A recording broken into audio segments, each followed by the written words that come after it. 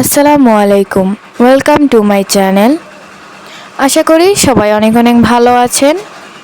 আজকে আমি আপনাদের জন্য আবারও একটি নতুন রেসিপি নিয়ে চলে এসেছি, আর সেটি হলো নুডলস পাকোড়া।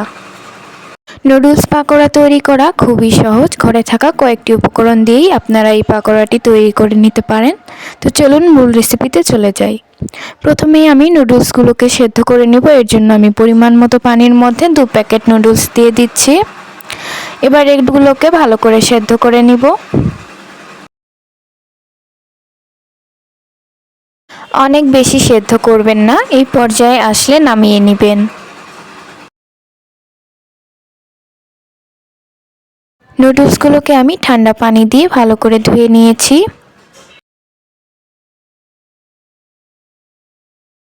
এবার এতে দিয়ে দিব 1 কাপ পেঁয়াজ কুচি, কাঁচামরিচ দিয়ে দিব স্বাদ অনুযায়ী, ধনিয়া পাতা দিয়ে দিব হাফ কাপ, এরপর লবণ দিয়ে দিব স্বাদ অনুযায়ী,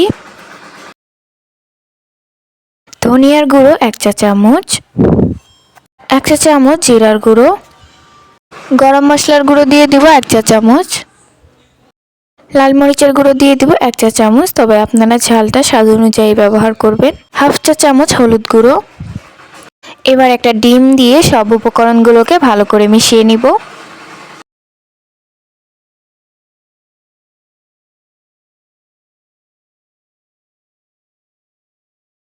মিশিয়ে নেওয়া হয়ে গেলে এর মধ্যে আমি দিয়ে দিব নুডলসের মশলা। মশলাটা দেওয়া হয়ে গেলে আবারও ভালো করে মিশিয়ে নিব। সবগুলো ভালো করে মিশিয়ে নেওয়া হয়ে গেলে এতে দিয়ে দিব কর্নফ্লাওয়ার। আমার এখানে 1 কাপ পরিমাণ কর্নফ্লাওয়ার লেগেছে, তবে আপনারা কম বেশি করে দিতে পারেন। এবার কর্নফ্লাওয়ারের সাথে নুডলসগুলোকে ভালো করে মিশিয়ে নেব। আমার নুডলসগুলো মাখিয়ে নেওয়া হয়ে গিয়েছে। এবার আমি পাকোড়াগুলোকে ভেজে নিব।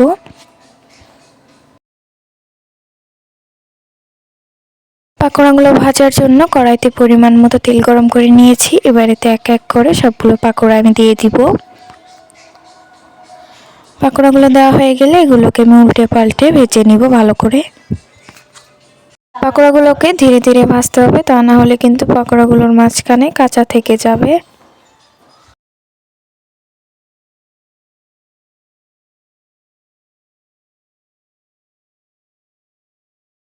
আমার পাকোড়াগুলো ভেজে নেওয়া হয়ে গিয়েছে। এবার এটাকে এক এক করে প্লেটে উঠিয়ে নিব। সবগুলো পাকোড়া তৈরি হয়ে গিয়েছে, দেখতেই পাচ্ছেন খুবই সহজ, আর ঘরে থাকা কয়েকটা উপকরণ দিয়েই কিন্তু এই রেসিপিটা আপনারা তৈরি করে নিতে পারেন। আমার আজকের ভিডিওটি ভালো লাগলে চ্যানেলটিকে সাবস্ক্রাইব করতে ভুলবেন না। এতক্ষণ পর্যন্ত আমার ভিডিওটি দেখার জন্য সবাইকে অসংখ্য ধন্যবাদ। সবাই অনেক অনেক ভালো থাকবেন। আল্লাহ হাফিজ।